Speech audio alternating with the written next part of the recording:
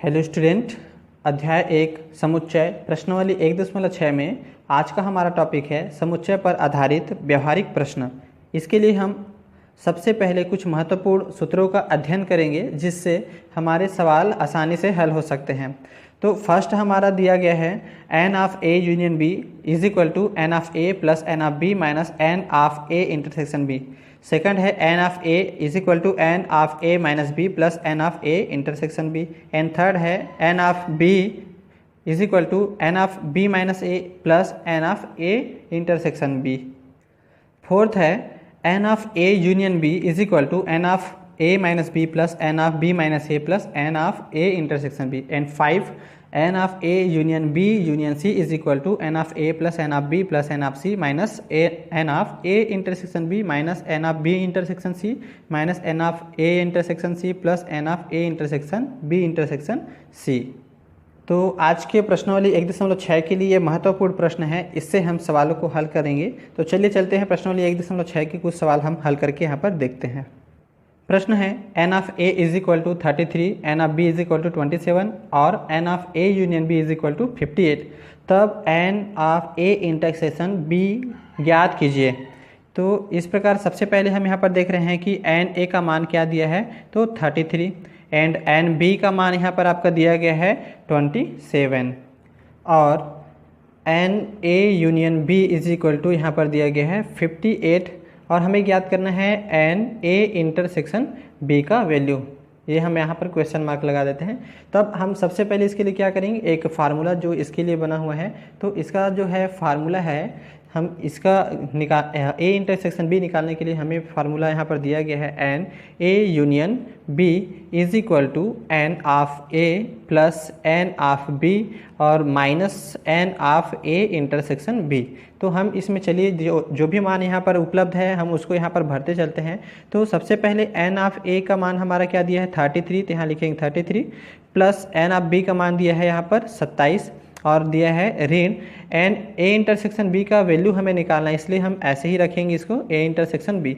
और हमें बताया गया ए यूनियन बी का मान कितना दिया गया है, तो 58। तो इसको हम हल करेंगे तो क्या हो जाएगा, तो सबसे मुख्य काम हम ये करते हैं कि इनको तो हम यहाँ पर ऐड कर देते हैं, तो टोटल कितना हो जाएगा, तो 33 और 27 इज इक्वल टू 60 और यहाँ पर हमारा वैल्यू हो जाएगा minus N of A intersection B और इधर हो जाएंगे 58। अब हम इसे पक्षांतर करते हैं, तो हम इन्हें पक्षांतर करेंगे किधर, लेफ्ट साइड, और इनको पक्षांतर करके हम ले आते हैं इधर राइट साइड। तो इस प्रकार हमारा मान क्या यहाँ पर आएगा, तो यहाँ पर हमारा मान हो जाएगा n of A intersection B is equal to 60 और यहाँ पर माइनस हो जाएंगे 58। इस प्रकार यहाँ पर वैल्यू हो जाएगा आपका 2। तो यहाँ पर हमें वैल्यू प्राप्त हो रहा है A intersection B is equal to 2 और यही हमारा क्या होगा, आंसर होगा।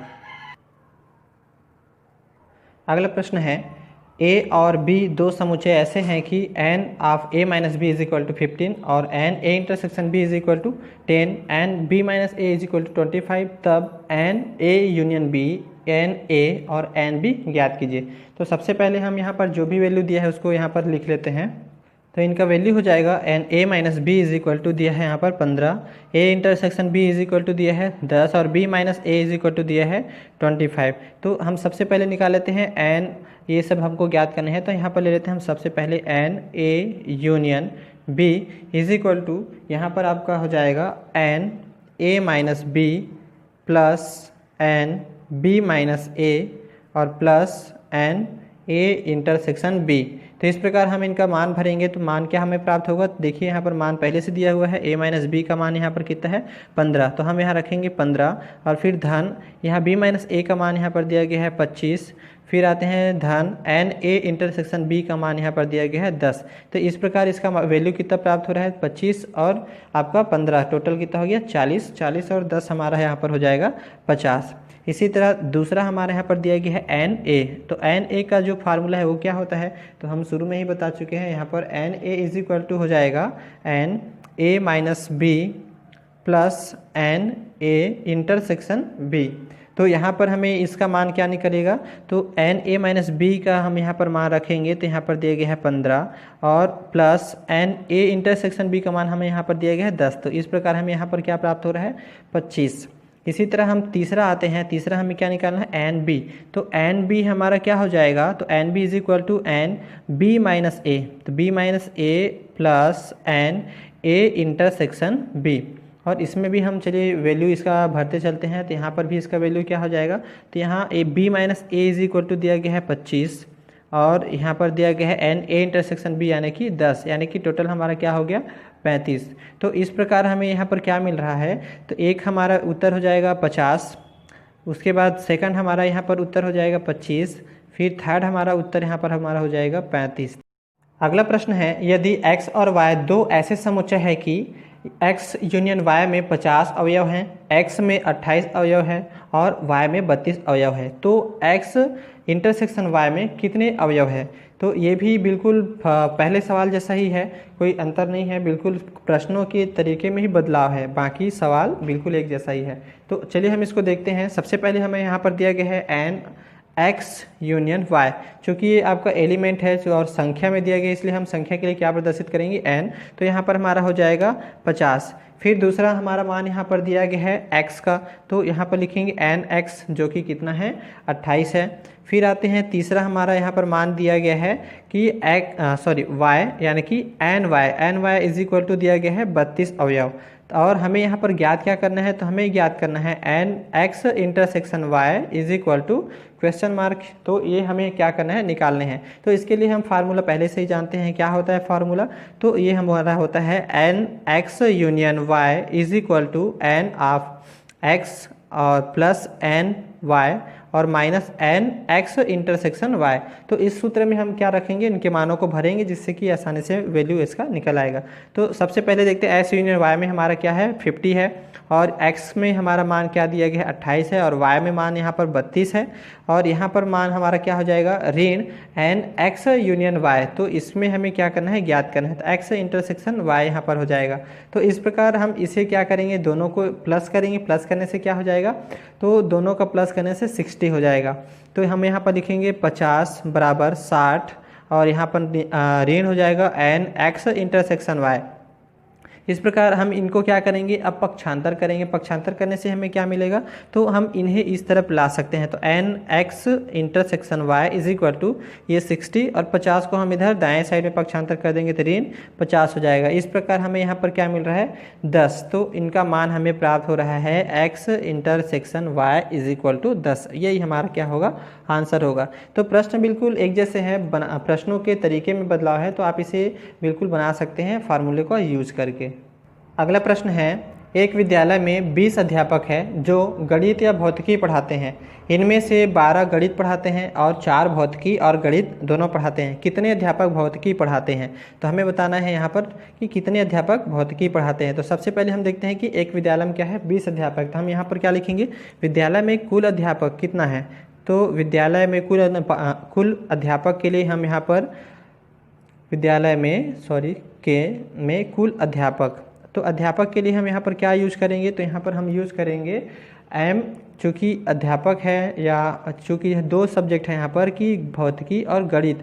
तो भौतिकी और गणित दोनों के लिए हम यहाँ पर गणित के लिए एम यूज करेंगे और भौतिकी के लिए हम यहाँ पर यूज करेंगे पी यानी कि फिजिक्स। तो इस प्रकार M union P is equal to हमारा यहाँ पर क्या हो जाएगा 20, चूँकि कुल अध्यापक है और कुल अध्यापक के लिए हम यहाँ पर एन का भी यूज कर सकते हैं। टोटल संख्या हमारा क्या है, N of M union P is equal to 20। इसी तरह हम देख रहे हैं कि गणित और भौतिकी दोनों पढ़ाते हैं, इनमें से 12 गणित पढ़ाते हैं। तो हम यहाँ पर देखते हैं कि गणित पढ़ाने वाले कुल अध्यापक, तो यहाँ पर हो जाएंगे गणित पढ़ाने वाले कुल अध्यापक।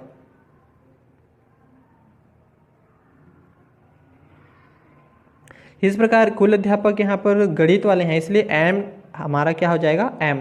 तो n of M is equal to क्या हो जाएंगे, तो इनमें से 12 गणित पढ़ाते हैं यानी कि गणित वाले हो जाएंगे 12। इसी तरह भौतिकी वाले भी हमारा हो जाएगा एन पी बराबर, चूँकि हमें इसे ज्ञात करना है इसलिए यहाँ पर हम लिखेंगे क्वेश्चन मार्क यहाँ पर लगा देते हैं। और हमें बताया गया है कि 4 जो है भौतिकी और गणित दोनों पढ़ाते हैं। तो हम यहाँ पर लिखेंगे कि 4 भौतिकी और गणित दोनों पढ़ाते हैं। तो यहाँ पर हो जाएंगे भौतिकी व गणित पढ़ाने वाले कुल अध्यापक, गणित पढ़ाने वाले कुल अध्यापक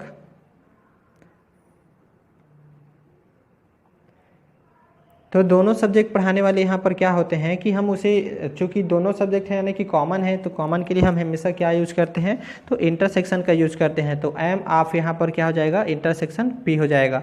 तो इस तरह हम इसे अपने तरीके से दर्शा सकते हैं। और यहाँ पर टोटल कितने हैं, तो 4 लोग हैं, तो इस तरह 4 हम यहाँ पर ले लेते हैं।